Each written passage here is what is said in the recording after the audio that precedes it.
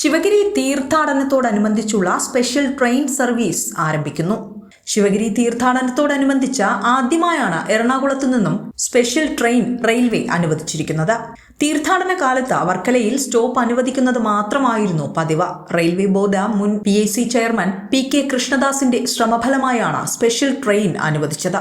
ശിവഗിരി തീർത്ഥാടനം നടക്കുന്ന 30-ാം തീയതി മുതൽ ജനുവരി 1 വരെ എറണാകുളത്തു നിന്നും 12 ജനറൽ കോച്ചുകളുള്ള സ്പെഷ്യൽ മെമു ട്രെയിൻ സർവീസാണ് അനുവദിച്ചിരിക്കുന്നത്. രാവിലെ 9:10 എറണാകുളം സൗത്തിൽ നിന്നും പുറപ്പെട്ട ഉച്ചയ്ക്ക് 12:11 വർക്കല ശിവഗിരിയിലെത്തും.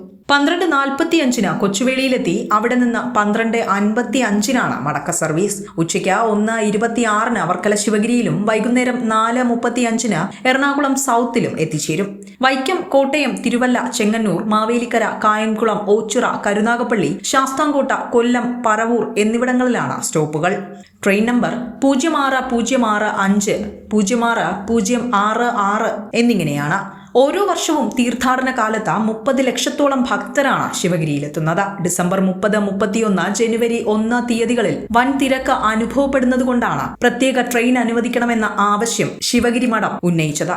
ഈ വർഷമാണ് ഇതാദ്യമായി അനുവദിച്ചു നൽകുന്നത്. ന്യൂസ് ഡെസ്ക്, വിസ്മയ ന്യൂസ്.